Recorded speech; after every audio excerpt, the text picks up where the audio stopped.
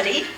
This is part of a larger study of interpreters who work in education. So with children from the ages of 5 or 6 to the ages of 17 or 18. The study takes place in Canada, and the interpreters are all experienced working interpreters in educational settings.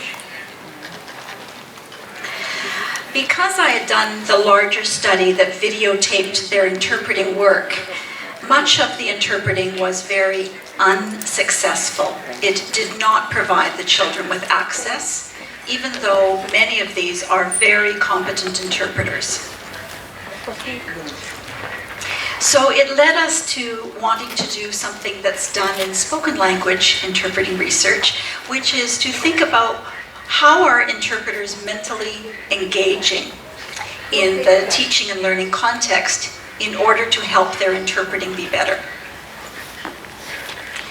So we use something that's called a think aloud protocol. Sometimes it's known as a TAP, a think aloud protocol, and I'll explain more about what that looks like in just a moment. And we used something called a stimulated recall. So both of these approaches were used to gathering data. There are 12 interpreters in this study. 4 of them hold national certification, 8 do not. All of them graduated from interpreter education programs. And they have anywhere between 4 years of experience and 30 years of experience. So that's a little bit about framing the study.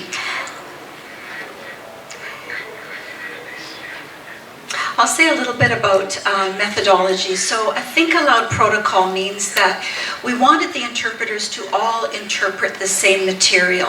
So we took some authentic classroom instruction. So a teacher with real children, real deaf children in the classroom, and we allowed the interpreters to watch it for 20 minutes before interpreting it.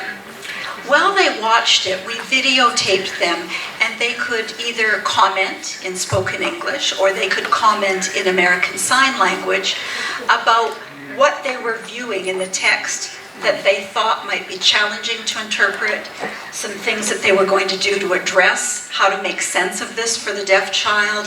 So we wanted to try and access what were they thinking about that engaged them in the work that they were about to do. So that's the think aloud protocol. They thought aloud while they watched the material that they were going to interpret. They then interpreted it for 20 minutes. And then we asked them to look at their work and do what would be known as a reflection. They thought back about, I don't think this part worked well, or I like this part, I think this is successful because this is what I was doing. Again, it gets us to what are they thinking about as they're planning their interpretation. So that's the way that we gathered the data. The data were analyzed by myself and Betsy and a deaf research assistant. A deaf research assistant who understands interpreting and understands child language. What came out of it were 4 categories that seemed to emerge in what people were thinking about as they were planning their interpretation. The first step on this ladder says linguistic issues inform interpreting.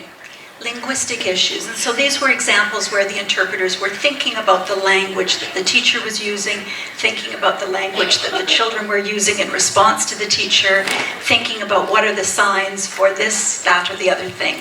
So the language was their focus of their comments. There was another category of comments that related all to what am I going to do with the interpreting process. So things like children are all talking at the same time. How will I handle that? How will I handle the teacher pointing to things, trying to demonstrate, talking at the same time? So things that were interpreting decisions they would talk about. The third category that emerged was focused on the student. So very focused on, this is the deaf student that I'm interpreting for. What do I need to do in order to do the work well for that student? So focused on the student was the third category. And the fourth category of comments all related to what is the teacher doing with language? What is their goal in teaching in this way? How are they using language to reach that goal? So teacher intent informed the interpreting. Effective interpreting. And so when we looked at this particular female interpreter and we decided that her work was overall very effective, linguistically competent, good interpreting decisions, we went back to her Think Aloud protocol and said, what percentage fits where? And you'll see for her, the largest percentages are thinking about what's the teacher doing with language and what are my decisions about that language. So really focused on the teacher and how they use language. Not worried about what's the sign for Tasmania, where is Tasmania, how do you talk about Tasmanian devils, not worried about anything like that. They were worried about the teacher's intent is to draw students in. The teacher's intent is to reflect on what they previously learned. So a very different approach that resulted in successful interpreting.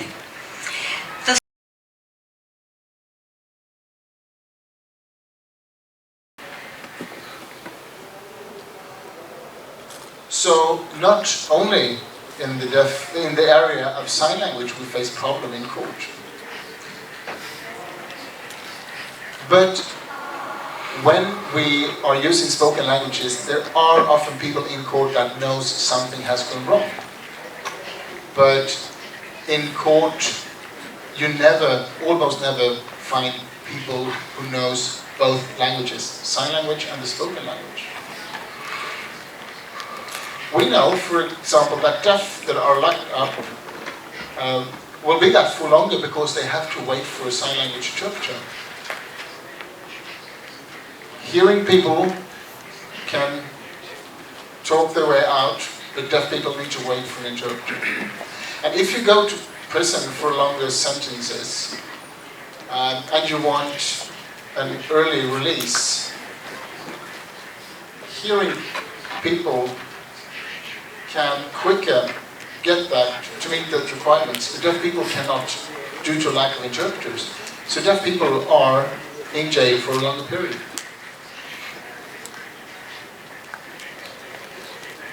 Interpreters are not trained for legal or court settings. And also many interpreters refuse to work in legal settings. So there's a very limited number of interpreters working in legal settings. And as I said, in the police station or in court, it is very rare to have someone who knows sign language and spoken language.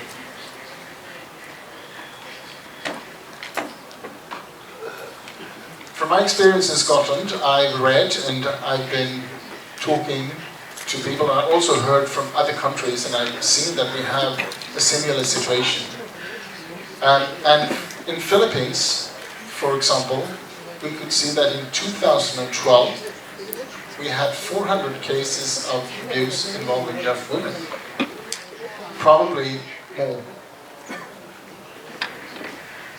And they said out of 213 cases involving deaf people,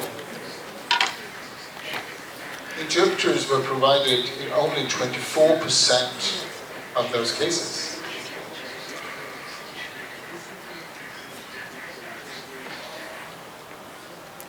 Another example from the Philippines, a deaf girl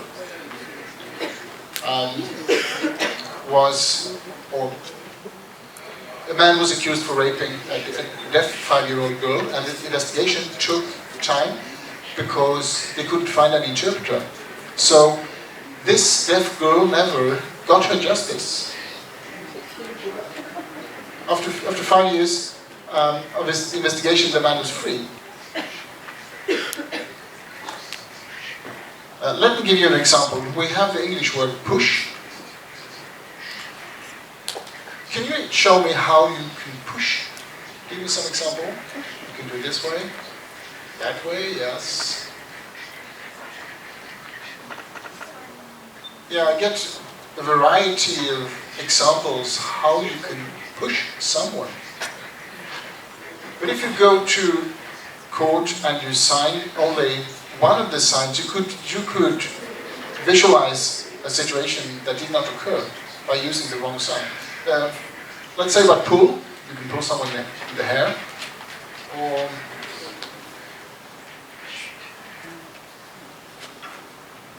yeah, you can do it this way. You see, you can express this in a variety of ways, which can cause problem. Hit, another example.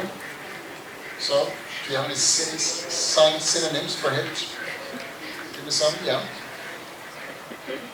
So I get a list here as well, but if the interpreters are not aware of this, they will use one sign. If someone said you've been hit, they can use a sign that is not appropriate because the person has not been hit in that way. So it's important as an interpreter to match, and this is something that is very important for us as interpreters. And when I observe the settings, I realize that interpreters do not do that. So there's a lot of mistakes.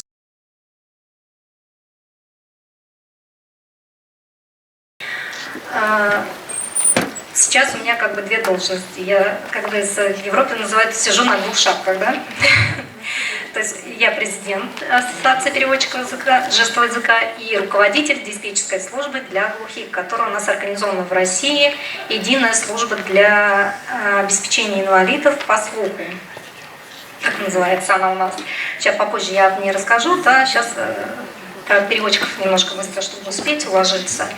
То есть проблемы переводчиков до 2010 года у нас никогда не решались.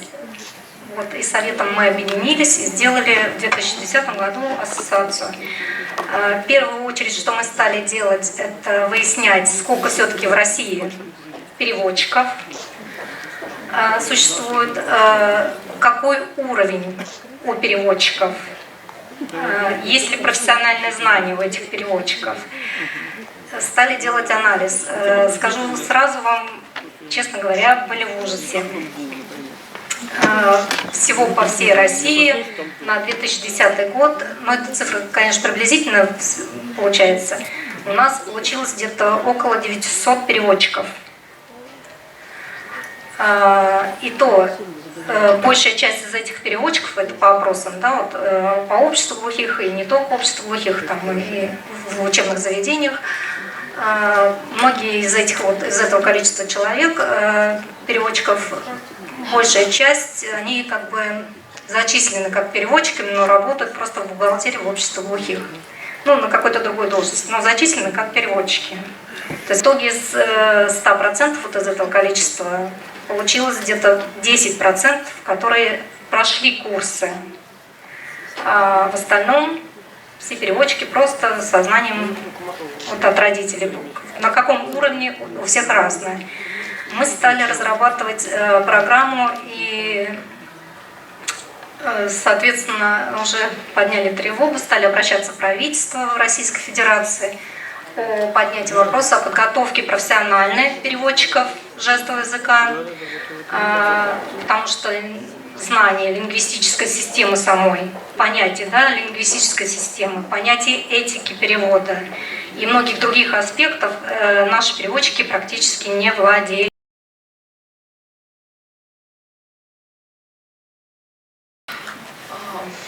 Благодаря огромной поддержке Центрального управления Всероссийского общества глухих мы вслед за Московским государственным лингвистическим университетом сделали попытку получить бюджетные места и открыть возможность получения высшего образования именно вот для переводчиков жестового языка. Но первый год, к сожалению, нам не удалось. Министерство образования с точки зрения, а у вас же технический университет вроде, а при чем?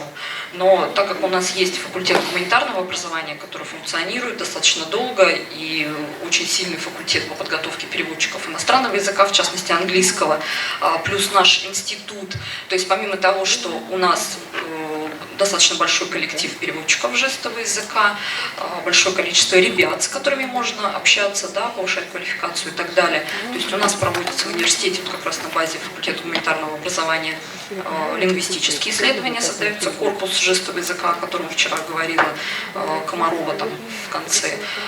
Также вот сейчас будет доклад о компьютерном переводчике. То есть исследования ведутся, работа проходит большая, поэтому Центральное управление общества глухих нас поддержало, и мы получили бюджетные места. Значит, профиль подготовки мы назвали, в отличие от лингвистического университета, переводчик английского языка и русского жестового языка. Квалификация бакалавр, срок обучения 4 года. Значит, на 2013-2014 год у нас было 20 бюджетных мест, нам выделило Министерство образования конкретно под эту специальность. И сейчас на новый учебный год мы получили 25 бюджетных мест, то есть вот летом начнет работать приемная комиссия, и надеюсь, что мы наберем. Значит, предыдущее лето было...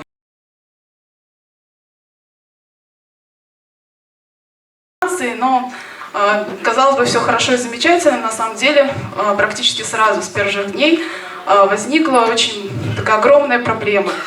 Первое – это недостаток или вообще отсутствие жестов исламской тематики.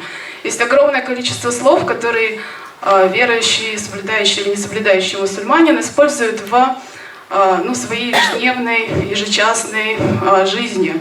Элементарно это там намаз, да, это молитва, шахада, свидетельство единобожия, если переводить с арабского языка, там фиг, закят, альхамдуля, машалла, бисмилляхи, рахман рахим. То есть очень много таких слов, которые известны рядовому там мусульманину, но как их обозначать в жестовом языке, да, при переводе, было абсолютно непонятно. И вторая проблема – это отсутствие унифицированности жестов. Поскольку у нас обучаются учащиеся из разных регионов, это и центральные регионы, это ребята с Кавказа, Ставропольский, Краснодарский край. Есть ребята очень грамотные,